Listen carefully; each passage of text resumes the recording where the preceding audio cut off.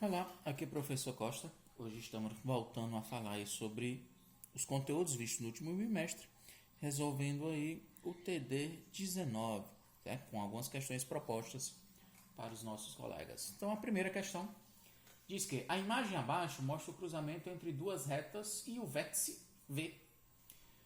Ponto de encontro entre elas. Eu quero que você determine qual o valor do ângulo AVC. Certo? Então, AVC é um ângulo aí que possui, certo? Que está em função de x. AVC ele é oposto ao vértice pelo ângulo BVD.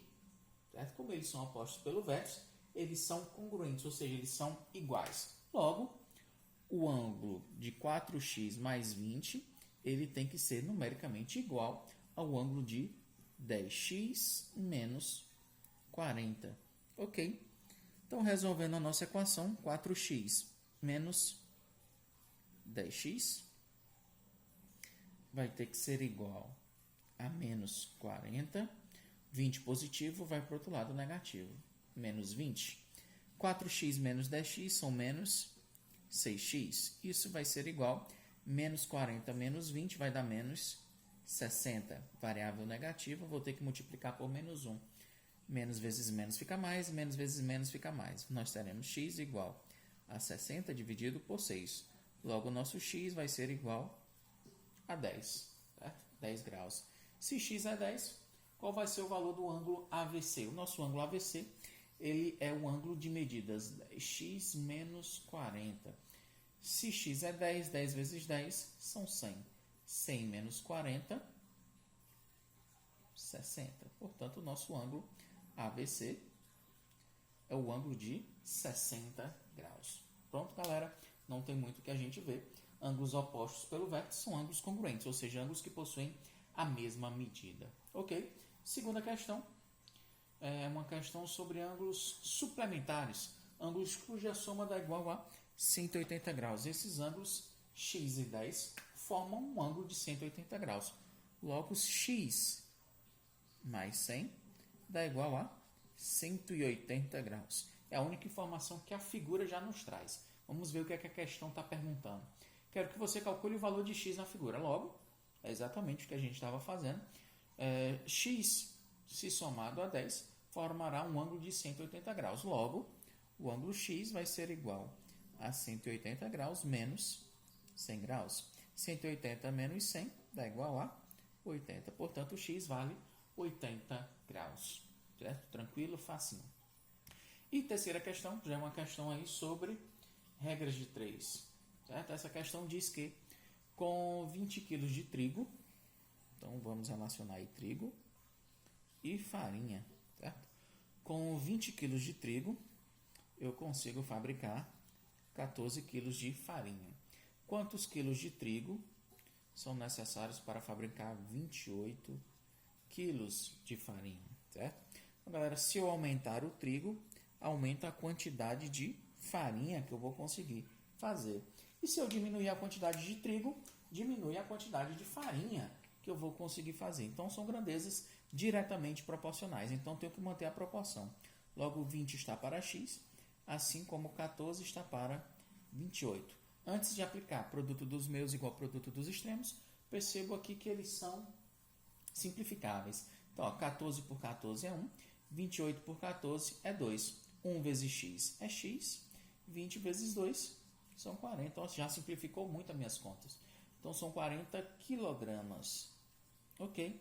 Então, a resposta do nosso problema, quantos quilogramas de trigo são necessários para fabricar? Respostas são necessárias para fabricar 28 quilos de farinha, 40 quilos ou 40 quilogramas de trigo. Ok? Essa daí é a terceira questão, uma questão sobre regras de 3. A gente precisava rever. Pode ser que algumas questões dos exercícios avaliativos envolvam novamente aí regras de 3, tanto simples quanto compostas. A próxima questão, também seguindo o mesmo raciocínio, é uma regra de 3, só que como eu falei para vocês, provavelmente seja uma regra de 3 composta. A questão diz o seguinte, a questão 4, deixa eu conseguir localizar ela aqui. Pronto, questão 4. Diz o seguinte: em uma lavoura de soja, 2 máquinas, então vamos relacionar máquinas,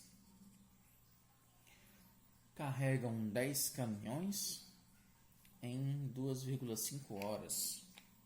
Vou tentar anotar os dados logo do início. 2 máquinas carregam 10 caminhões em 2 horas e meia, em 2,5 horas.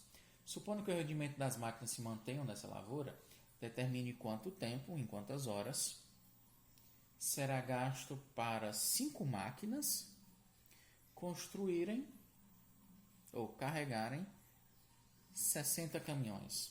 Então vamos lá ver aqui quem é diretamente ou inversamente proporcional a quem. Então, seguindo de acordo com o tempo, né? Se eu aumentar o tempo de trabalho dessas máquinas, eu vou carregar mais caminhões ou menos caminhões? Quanto mais eu trabalhar, mais caminhões eu carrego. Se eu diminuir o tempo, diminui os caminhões carregados também. São grandezas diretamente proporcionais. E enquanto às máquinas, se eu tenho muito tempo, eu vou precisar de mais máquinas ou menos máquinas? Menos máquinas. E se eu diminuir o tempo, eu preciso então aumentar o número de máquinas. Aí sim, são grandezas inversamente proporcionais. Então é o seguinte, eu vou manter a razão da primeira. 2,5 está para x, assim como 10 está para 60, vezes a outra inversa, fica 5 sobre 2, invertido a ordem da sequência. Então vamos lá. Aqui já vejo que eu posso simplificar o 10 e 60, 10 por 10 é 1, 60 por 10 são 6. Fiquei com 2,5 sobre x igual 1 vezes 5 é 5, 6 vezes 2 é 12. 5 vezes x são 5x, aplicando o produto dos meus igual ao produto dos extremos. 5 vezes x é 5x. E 12 vezes 2,5. 2,5 vezes 12, 2 vezes 5 dá 10. 2 vezes 2, 4 mais 1 dá 5. 1 vezes 5 e 1 vezes 2. Somados dá 0. 10 vai 1, dá 3. Tem uma casa. Dá, portanto, 30. X multiplica, passo 5 dividindo. Você teria 30 dividido por 5. Teu valor de x vai ser igual a 30 por 5. É 6. Logo, o nosso x aí é 6.